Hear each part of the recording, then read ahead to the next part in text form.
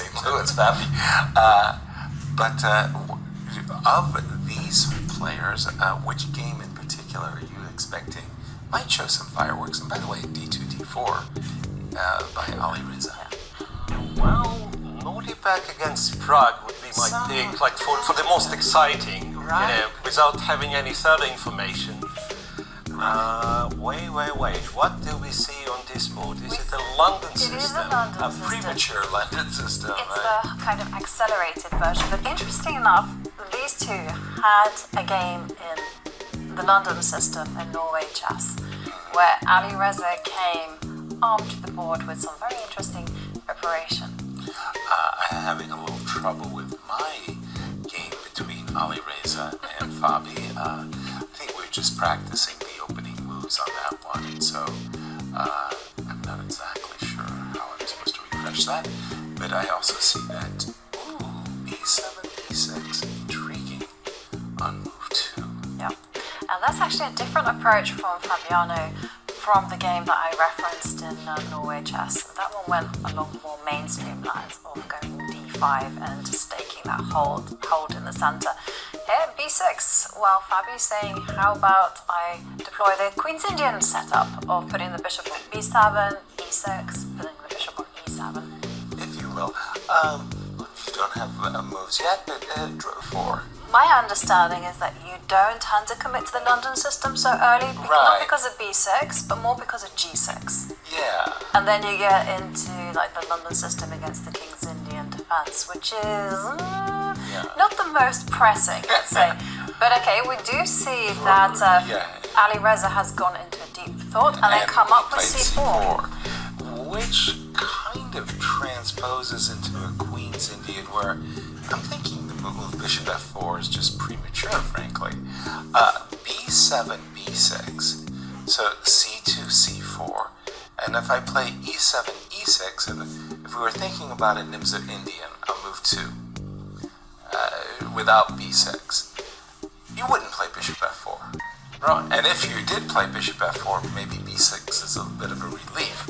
So in this position, what I have on my screen after, let's say, Alireza has just played c4 and black plays e7, e6.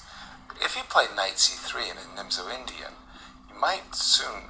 you might very, very quickly soon ask yourself, why did I put my... Pull up the game between Alireza and Fabi for just a moment here, because d4, knight f6, go ahead.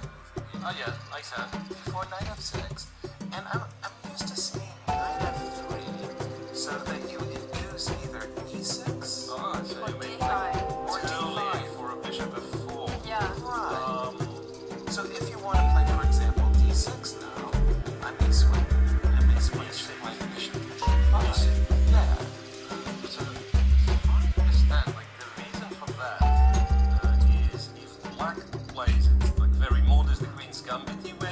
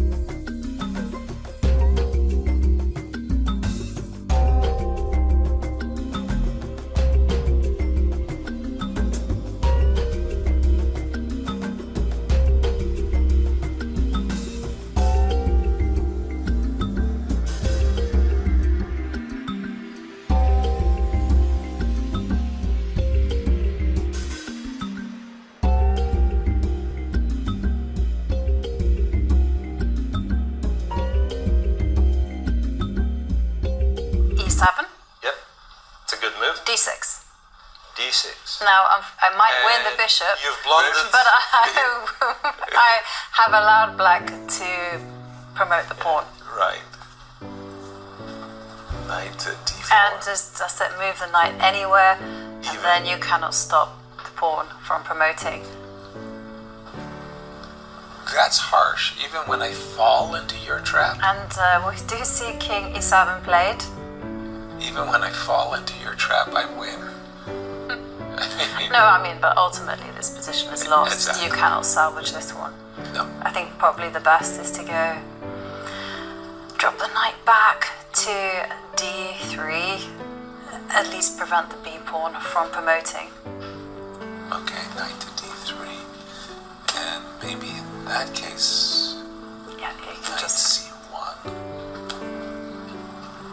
Knight takes b3. Knight takes c5, sorry, b3. That's a weird line.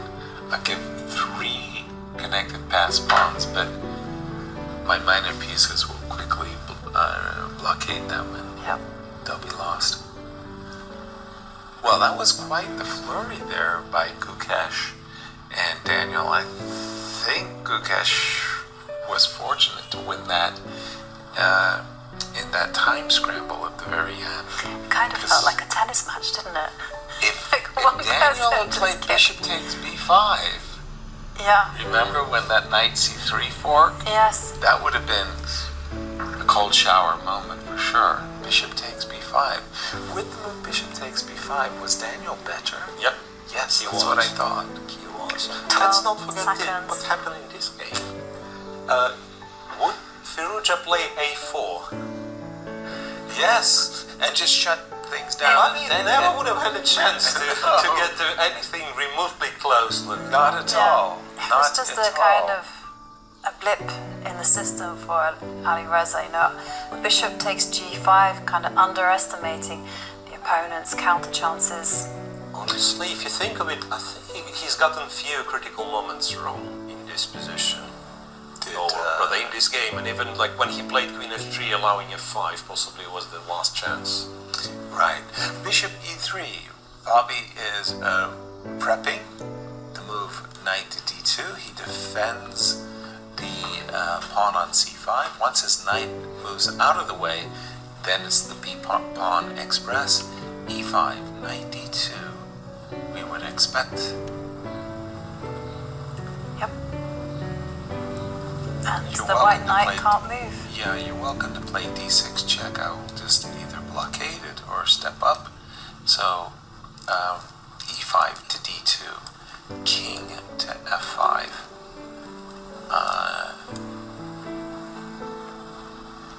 I'm taking a pawn.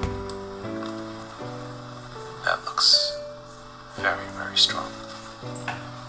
No problems D6? here. D6 check. I'm not even giving up my knight yet. I know. King f6. King f6. Yep, okay, we have a handshake, and Fabiano Caruana beats Alireza with the black pieces. But it was quite the eventful game. Indeed, we were talking about the decisive numbers there, 40%. 2 out of 5.